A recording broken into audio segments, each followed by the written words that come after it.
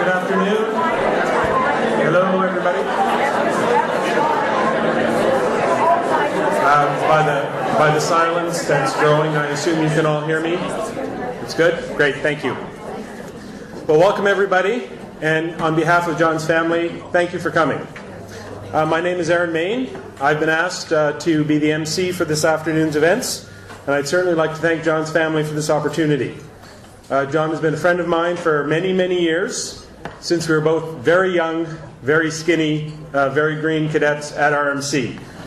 John is the godfather of my son Isaac, and a very proud honorary uncle of my daughters Susan and Jessica. So it's certainly an honor for me to speak at this time.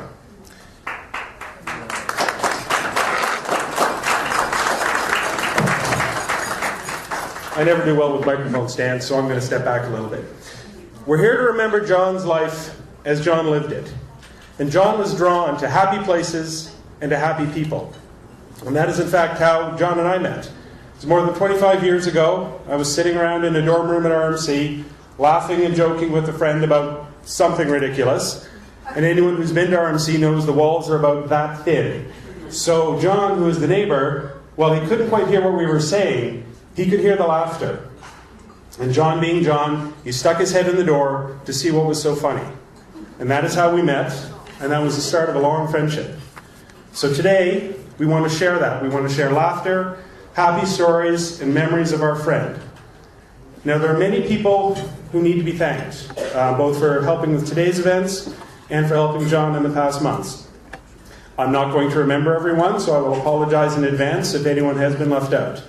Certainly on behalf of the family, we want to thank the Royal Canadian Navy, CFB Comox, including the base commander, Captain Craig Baines, and the Naden Band. I'd like to thank John's colleagues at NATO, the Knights of Columbus, the Union Club, which is our host for this afternoon, the Victoria Hospice, and all of John's old friends, John's new friends, and certainly John's lady friends, who've been here for John and his family in so many ways. Now, there are among us a large number of dignitaries and currently serving and retired officers, and I know I'm not going to be able to mention all of you, so I'm not going to mention any of you for fear of the wrath of the one that I might miss. Well done. Thank you. Also today we have the Wild Carrots, who were playing for us earlier and will be playing later today.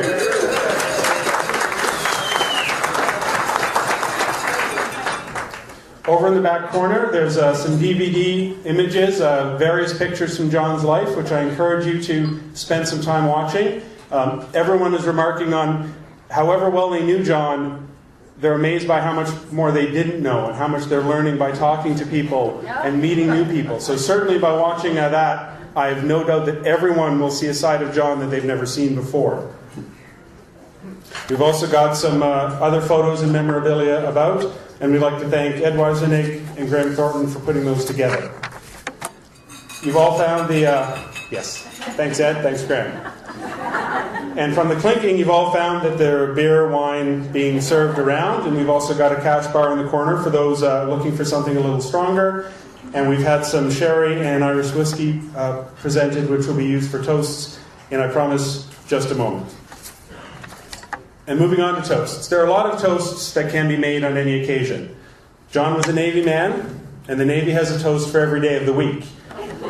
Today's toast is, if I get this correctly, and as an Army officer, it's touch and go. Today's toast is to our wives and sweethearts.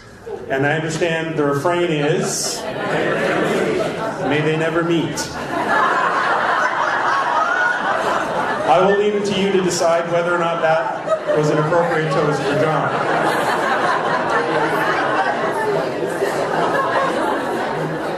Now, John, as both an English major and later a public affairs officer, certainly knew the value of some creative borrowing on occasion. And in that spirit, I have borrowed a few words that I'm going to use to toast John at this time. And this comes from a song written by an ex-Royal Navy man by the name of Tom Lewis. He wrote a song called Fair Winds and a Following Sea. And he writes, "Those of us left here will miss a true friend who shared with us good times and bad. Raising a glass to your memory, we'll say, we've known you. Why should we be sad? We honor a life that was lived to the full. We honor a spirit now free. You'll long be remembered whenever we say, fair winds and a following sea.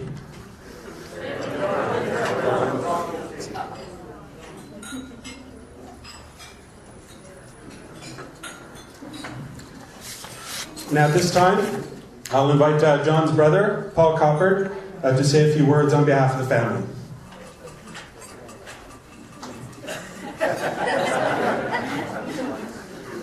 It's just a matter of time.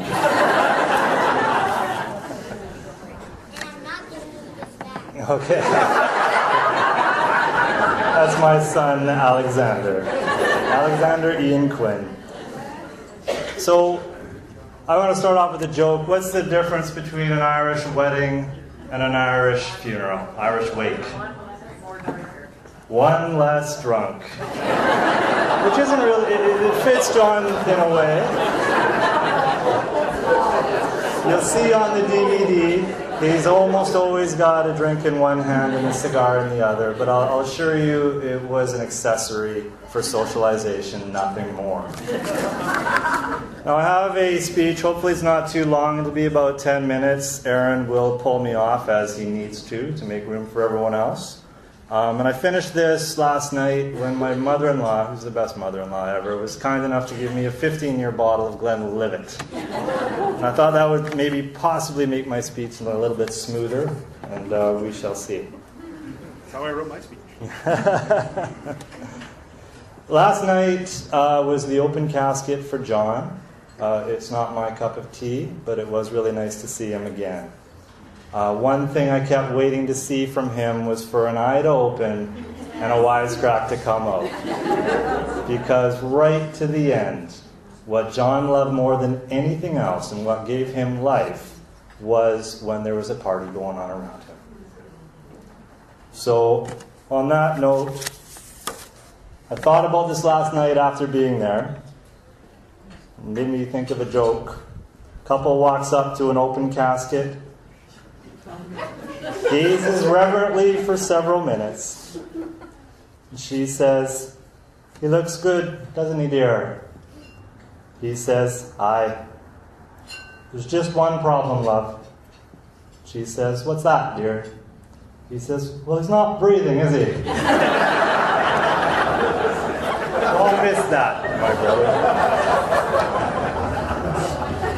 I want to introduce you to my family. My father, Dennis Coppard, who's floating around here somewhere. Dad, where are you? 89 years and still kicking and spry.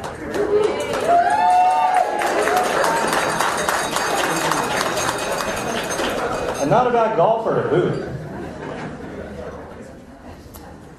My wife, Andrea, right here. My children, Aidan and Alexander.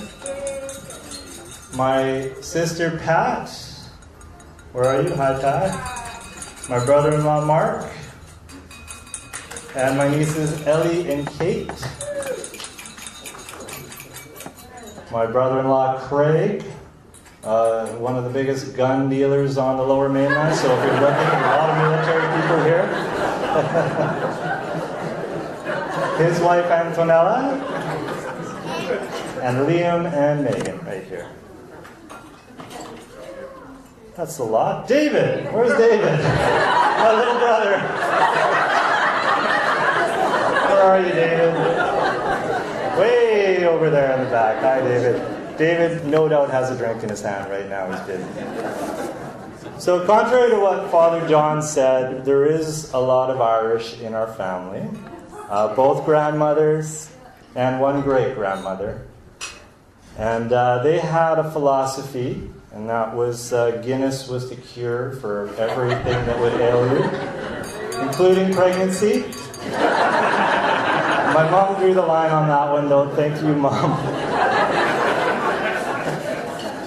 Dad and John last fall were in Ballygat, which is where your mother comes from, I believe, Dad.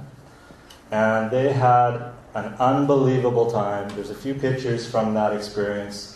They were in the pub every night.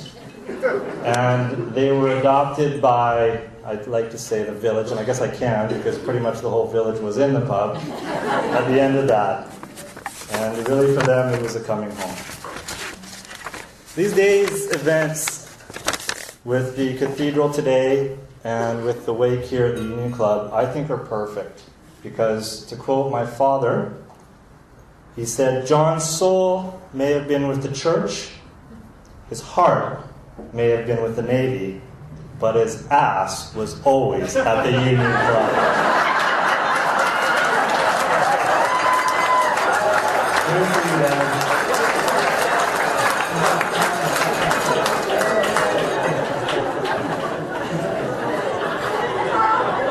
So I want to talk briefly about John the early years, John the middle years, and John the later years. Very brief and a few stories. My earliest recollection of John is a picture, and I think it's on the display, of me squeezed in between my sister and my brother, John's elbow in my ear. I didn't talk. I didn't say a word until I was 3. And there's a reason for that. John and Pat did it all for me. That was John's debut. He never looked back. Growing up, it was really clear to me that his path in life was predetermined to be in the military. While I was out there riding my BMX through the woods looking for Penthouse magazines, John was going through his stacks of big black and white World War I, World War II, these great big things that he had.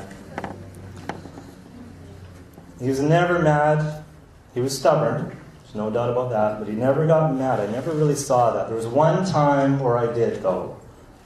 He would take all of our Lego, story for my boys, and he would build. One time he built on a rickety old 70s TV stand a military or battle scene with those little green soldiers.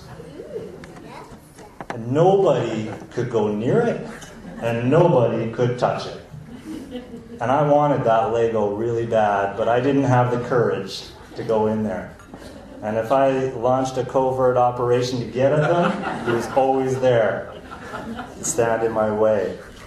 One night, our cat would go between the floors of our old house in Williams Lake, and it would walk in the middle of the night in between.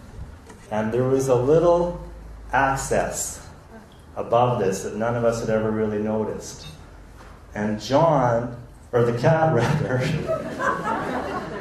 the cat at about 3 o'clock in the morning crashed through that, had a direct hit on the TV table, sent Lego and soldiers flying in all directions. And I woke up with a start. And the next thing I saw coming from the room next door was a light go on, and there was an almighty bellow. And there's a streak of the cat and a streak of my brother going past the window. In the middle years, I didn't see much of John. He was off on his adventures, and he had many, many of them. But he did come to Victoria one time, and we kind of greet each other like, I don't know, acquaintances, get to know each other again. And I invited him to a baseball game. And it was the end of the season. There was a pretty big rivalry between our two teams. And he came along. He was up for anything. One of the things he said when he first came to Victoria is, "How can you work here?" And I said, "What are you talking about?" He said, "There's so much to do here. I can go sailing, kayaking, climbing." He said, "How in the world, in such a beautiful city, can you work?" But what happened is he came to the game, and the coach, the other team was short a player, the coach volunteered John. He said, "There's a Navy commander in town, you can have John for your team." And they said, "Great, put him on shortstop." So we got up there, and I didn't realize, but John was a terrible, terrible baseball player. The first hit, the ball went this way, John dove that way. And more, my team, their eyes just lit up. And they were cracking them all around him. And when the other team got up to bat, each time, and then they go back out, I could never figure out why they didn't take the guy off shortstop. Why was he in that vital? Why weren't they working him way over to the farthest corner of the outfield, which is what would normally happen? So I started watching. What John was doing was he was charming and circulating through that entire team. They were laughing. He was the life of the party over there. And as a result of that, they kept putting him back in. And I learned a lot from that. So by the end of the game, they lost miserably. I was the only one that was doing everything I could to turn my body to hit that thing off field. And it was everyone was shaking his hand. Everyone knew his name. In the later years, when John actually had his surgery in Brussels, the city he loves, I visited him for a few weeks and really got to see how John had evolved in his life. One morning, we had a series. Every day we got to meet someone new. The most dynamic, engaging, world-accomplished people I've ever met. It was a real eye-opener for me about the people that John knew, and many of them are here tonight. We'd had a breakfast with an American Air Force pilot, and we headed out for a stroll. And literally within 20 minutes, John had charmed a Brussels panhandler in the subway, a couple running a butcher shop, a tourist on an elevator, and a hippie girl in the town square. And they all left smiling. At the end of his life, when General Natinchuk was coming to see him, which was a tremendous honor, and our family is incredibly appreciative for that, it took him 45 minutes to get ready for that. And at one point we said, John, just stay in your bed. It's okay. You don't need to do that. This is a tough one. I've said this story a few times and it still gets me. But his comment was, no, I'm a soldier, I'm not a patient. I'll meet the general on the couch. He had no pity for himself. There was no remorse. There was just optimism right to the end. That's the stuff my brother was made of. That's why he's my role model today. So I want to say thank you.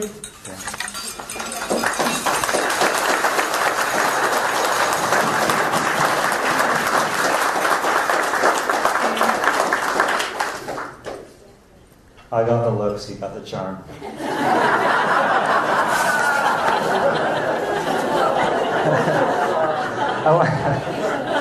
I want to say thank you to the men who came by and shared a laugh and shared a pint.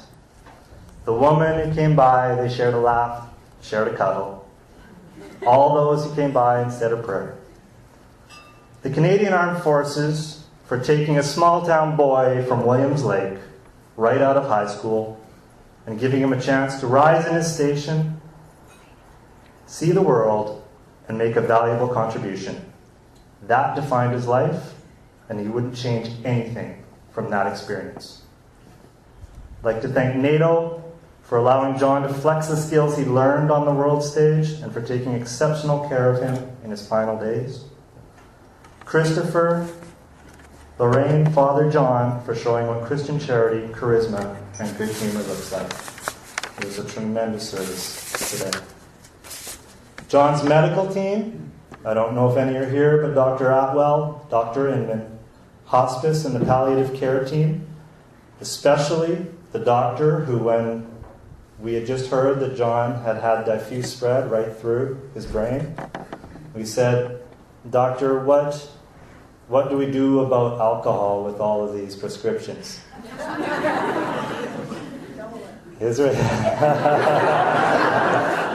He said, make sure it's at least 12-year-old Scotch, preferably 15. I also want to thank the pharmacist who I know is not here, and I won't mention which pharmacist it was. When I returned all of John's medications, the first bottle I pulled out was a bottle of Ativan, and I went, "Whoa, Ativan!" And she said, "That's okay, dear. Put that in your pocket. I understand." I'm not on it, I'm just glad it's there. These are the people who brought humanity to a difficult situation, and it made all the difference.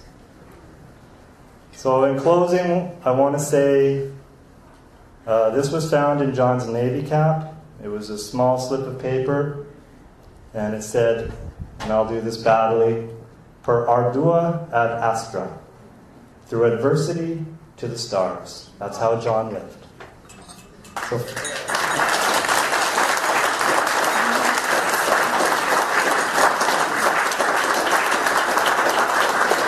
farewell, Johnny. One word of advice for you. Stop chatting up St. Peter and head on in.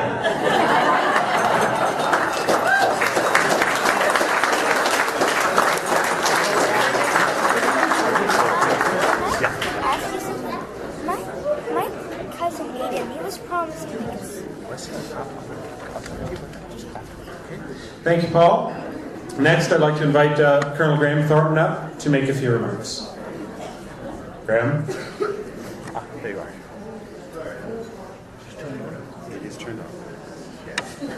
Ladies and gentlemen, good afternoon. My name is Graham Thornton, recently retired Army officer. Despite the funny accent, I am actually a Canadian. Now, if anybody wants a simultaneous translation into Canadian, my wife Lorraine can do that for you.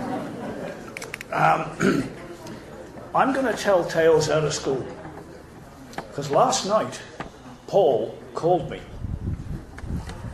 And I think we both had a couple. And he said, I've had a great idea. He said, let's take Johnny's box to the Union Club, prop it up against the bar, flip the lid, and give him a single malt or two. I said, Paul, look, there might actually be a law or two about that. So it's not really a good idea. So, John and I met in Kingston, and Yurik, put your hand up, aboard Yurik Romaniek's sailing boat, and we sailed together for the best part of 10 years. The lunacy involved was immense. So let me just give you 1 2-minute example of just how lunatic sailing with Coppard can be. We were berthed overnight in Genoa Bay, and much to Yurik's annoyance, I had the compulsory army-issued BlackBerry strapped to my ass. And at a ridiculously early time in the morning, the damn thing started going beetle, beetle, beep. Guess who? It was Johnny, in Ottawa, who was supposed to be flying that day to join us for a 6-day sail. My leave's been cancelled. Oh, how sad, too bad, what a shame, never mind.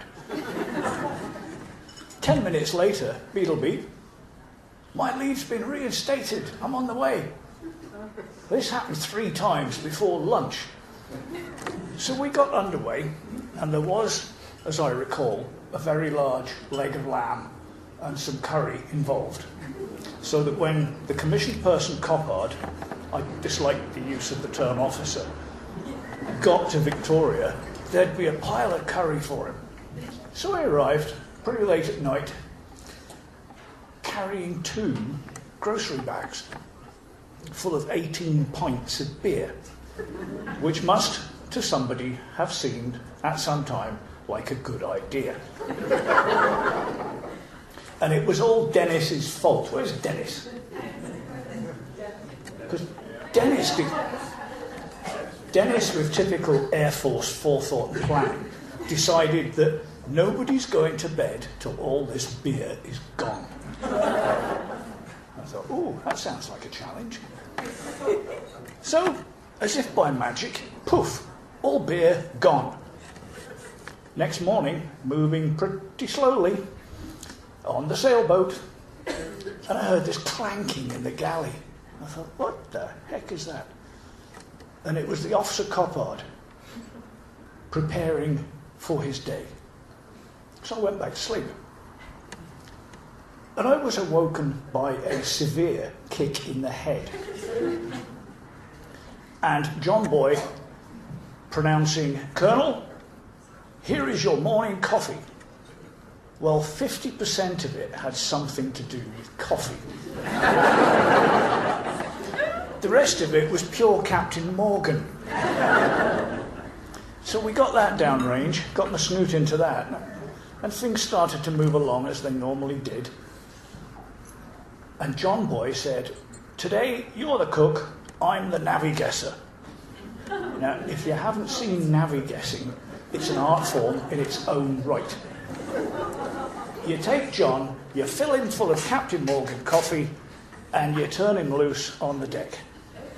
And it goes something like, binnacle, compass, nah, don't need that. Depth sounder, nah, don't need that. Plastic chart, yeah, need that for my next cup of coffee to sit on. And water, well, there's loads of it. Look, just look out there. So we set off, and John Boy was in charge, and Uric was hiding down below, I think mostly out of fear. And we ended up going around Salt Spring Island, and everything went fine. Until John Boy, in his own inimitable way, couldn't cook worth a hoot, but he sure could criticise the ship's chef. So on that trip, I was officially promoted by the skipper from sous chef curry to ship's chef. And Coppard and I got on deck, and we looked in Winter Cove at the two big 12-foot wide signboards, each one of which had a red circle, an anchor, and a big red bar. So John Boy and I looked at each other and said, "He's not going to do this, is he?" Yeah, he is. So Uric, in his infinite Polish wisdom, dropped the hook right on top of the main hydro cable on Pender Island. So John Boy and I looked at each other and said, "You going to tell him?" No. So we then settled down to a jolly little lunch, which involved a 4-litre box of red wine, bagpipe music coming out the woodwork, always a good idea. And then we hoisted some sail and got underway and ended up over on Pender Island. Let me leave you with the thought of sharing sailing time with the navigessor. The navigessor was amusing to watch, a little scary on occasion. There's a photo on the table over there of the day that he scared the living daylights out of me afloat. And I would like to call forward Dennis right now. Dennis, front and centre. Come on, pay attention. Yeah, that Dennis.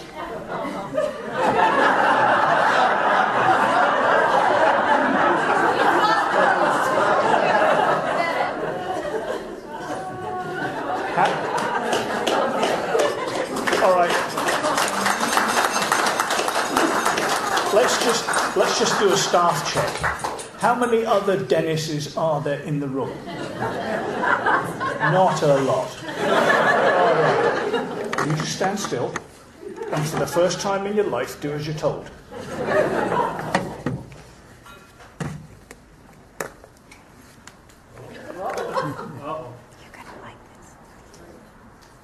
You're going to give me a shot of Irish whiskey free? From Scotsman? Come on. I want to see it empty, upside down, and the toast is Slanjavar. Oh.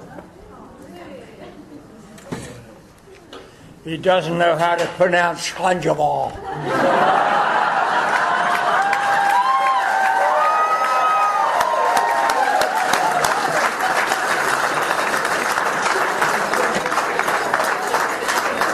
Have my full permission to take the rest of the day off.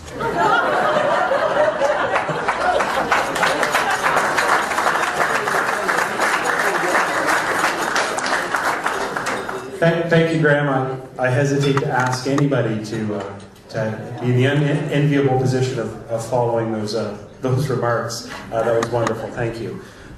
Next, I'd like to invite Commander Paul Seguna up to say a few words. Paul? He's on my list, so. Thank you. I guess I should start by saying, reference Colonel's comments, I'm Canadian too. It's my honour to be here representing the Public Affairs Branch, another group that John made a big difference to. There's concentric circles here of families and people and groups of people that John touched. And definitely the Public Affairs Branch benefit greatly from this unique character that was part of our branch and is part of our branch.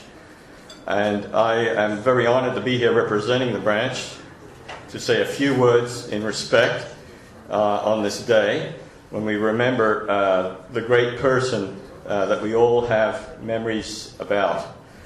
My association with John goes back over 20 years to when we were both at sea together, and he had just come on board HMCS Capel as one of the new draft of trainees. And even in those days, you could see there was a sparkle in the way that this fellow approached life and that sense of humor that he had. And he carried that through. And then we were privileged as a branch to call him one of our own. When he came over and transferred to the Public Affairs Branch, and he made a tremendous contribution in that branch. He had a very accomplished career, and today I think is about underlining loss, but it's also underlining a life well spent. And the beneficiaries of that well spent life are all of us here today. And for the branch, that feeling was very strong and is very strong. There's a picture over there.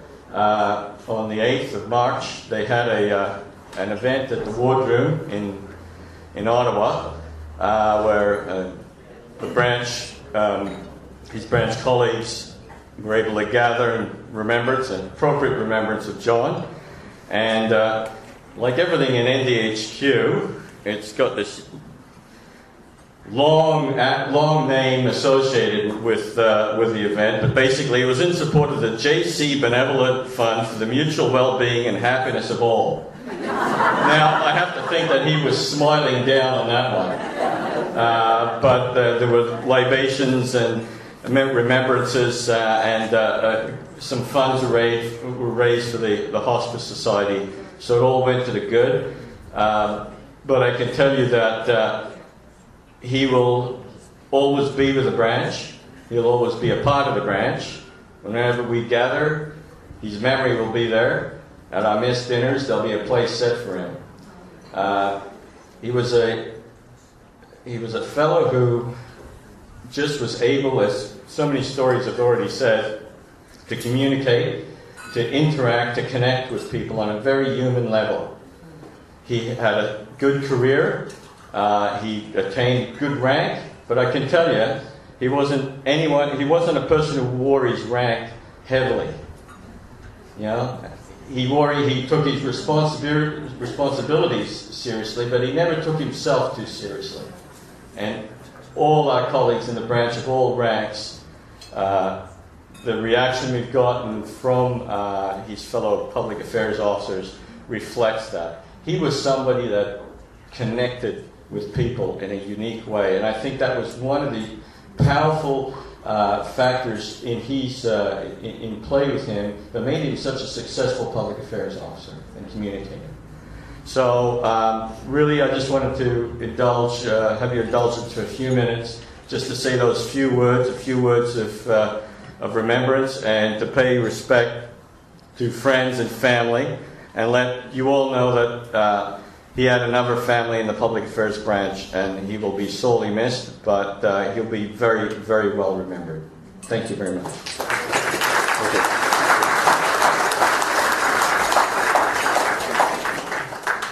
We have one more speaker at this time, and that'll be Lieutenant Colonel Rick Warren.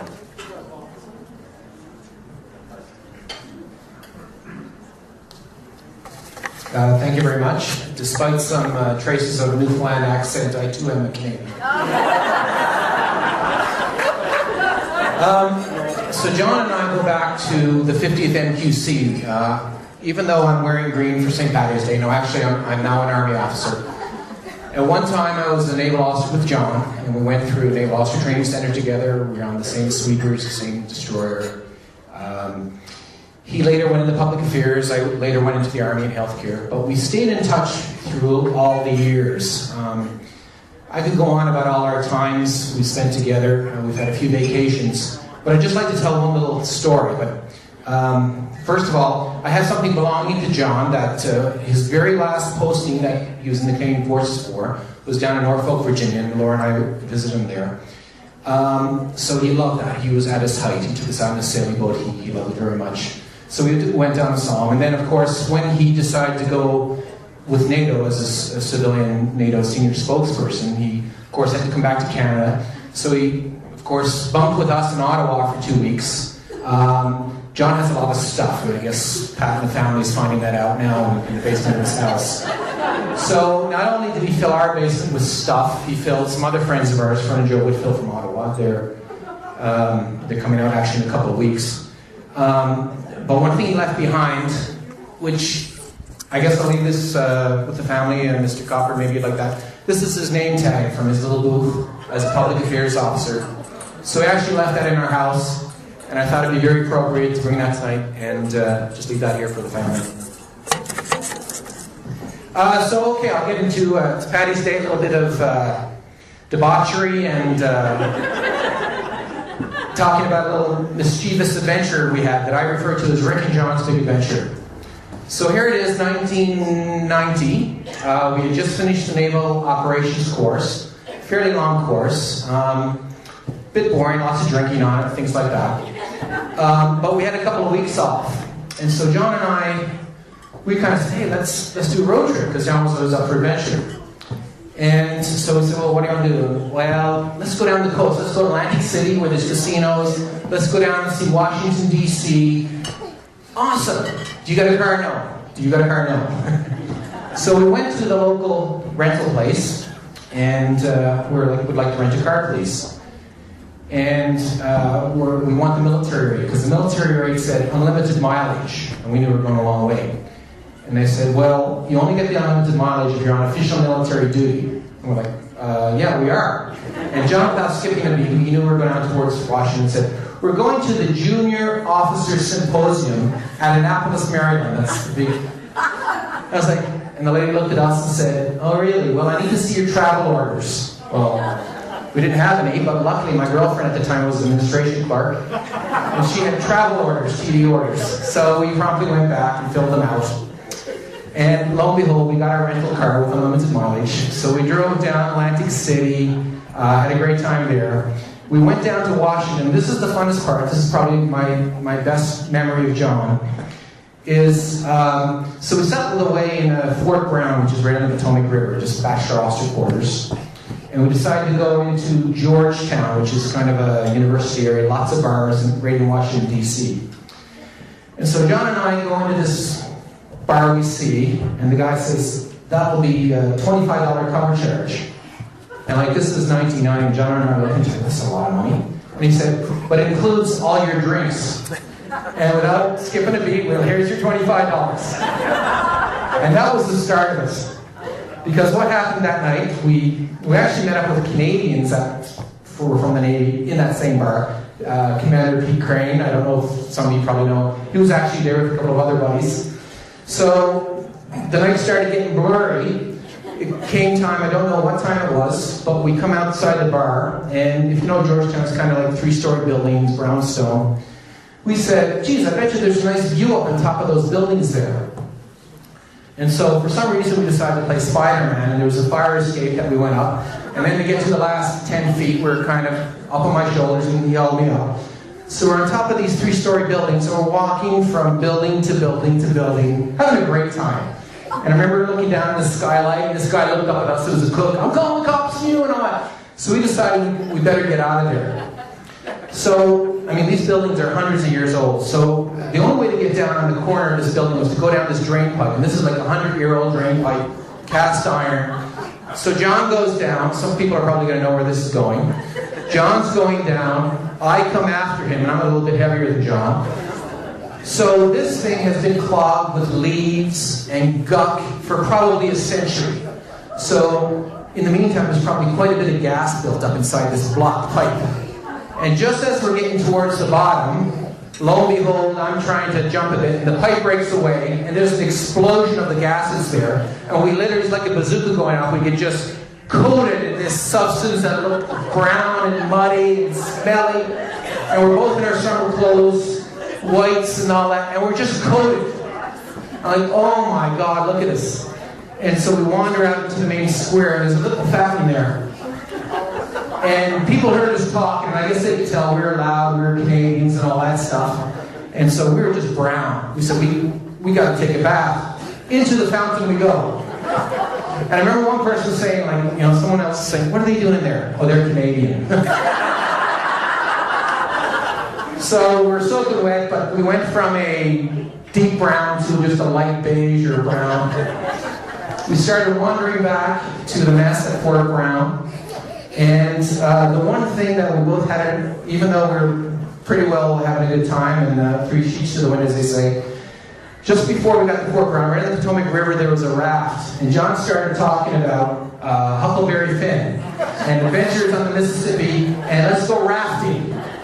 And so I was like, okay, John, sounds like a great idea. Lisa did at the time. So we jumped down on the raft, and there was a bit of a current, about five knots or so. We would have probably gone right into the Chesapeake Bay eventually. And just as the last line's about to come off, I'm saying, John, I don't think this is a good idea. Just as a milk or shore patrol car was coming by, we ducked down, so we better get the hell out of here.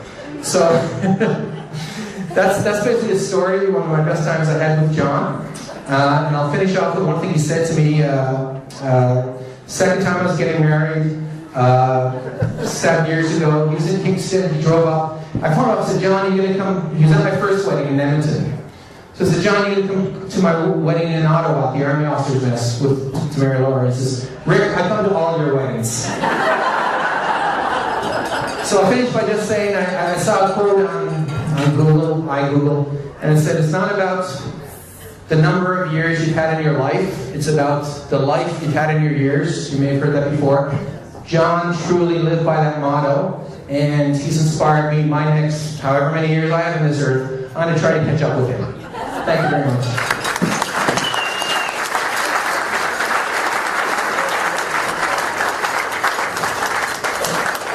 Thank you very much, Rick. That's all the speaking for now.